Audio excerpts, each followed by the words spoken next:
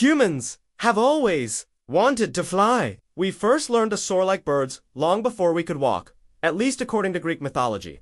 And ever since, we've dreamed of taking to the skies. But how did those dreams turn into reality? How did we invent the airplane? It turns out the very first successful flight wasn't anything like the planes we think of today. In fact, it didn't even have wings. Before we get into that though, let's start off with a quick myth. Everyone knows the tragic tale of Icarus, who flew too close to the sun with his wax wings and promptly melted them right off. This is a good story, but it's not relevant to how we actually learned to fly because Icarus never existed. That's right!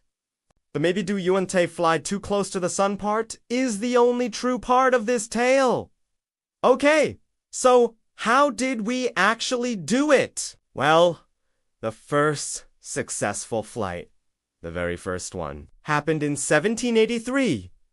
It was a hot air balloon flight, not a plane. The first manned balloon flight in history was launched by two French brothers, Joseph and Jacques. They wanted to show that a large balloon made of paper and linen, along with some sort of heating device, could make something like a hot air balloon float. Their first test went well. The balloon, which they filled with air by burning paper, rose 180 meters, or about 600 feet up into the sky, and stayed aloft for 10 minutes. While that may not sound like much, remember, these guys had no idea if anything would fly. All they knew was that hot air rises, so they threw some paper in a big balloon and hoped for the best. The bros quickly followed up their unmanned flight with a test to see if animals could safely fly in the balloon. First up, a sheep, then a duck, and finally a rooster.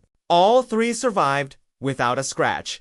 So the brothers decided it was safe enough for a human. Joseph jumped in the basket attached to the balloon and floated away. After going up and down a few times, the balloon landed safely back where it started. And just like that, humans had conquered the sky.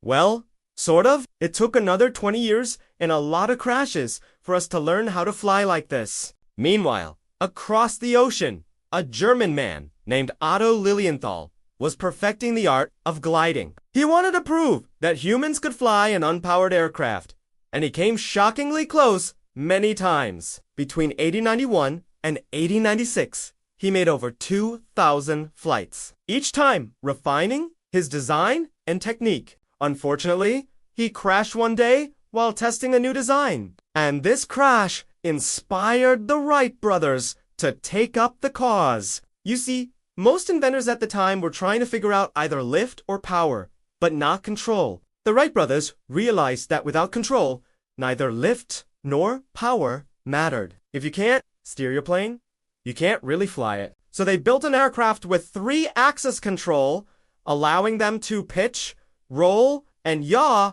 essentially giving them the ability to do this. On December 17th, 1903, with all of this hard work and countless others before them paving the way, the Wright Flyer achieved the first powered, controlled flight. It only lasted 12 seconds and covered a distance of 120 feet or 36 meters. But the Wright brothers had done it! They proved that a heavier-than-air machine could be steered and sustained through the air. After that, things really took off. We can now travel around the world in a matter of hours. All thanks to those brave dreamers who refused to accept that humans couldn't fly. Of course, there are thousands more stories of people who tried and sometimes failed to achieve flight. There was George Cayley, who tried a wingsuit with flapping wings. There was Franz Reichel, who thought he could fly with a rocket strapped to his back. There was Alexander Graham Bell, who designed a plane based on a bird's wings, but he never tested it because he thought it would look ridiculous. Not all early aviation pioneers were successful, but they all taught valuable lessons to those who came after. And that's why we can now soar through the skies. For more on the Wright brothers, check out the series in the description below. And thanks for watching.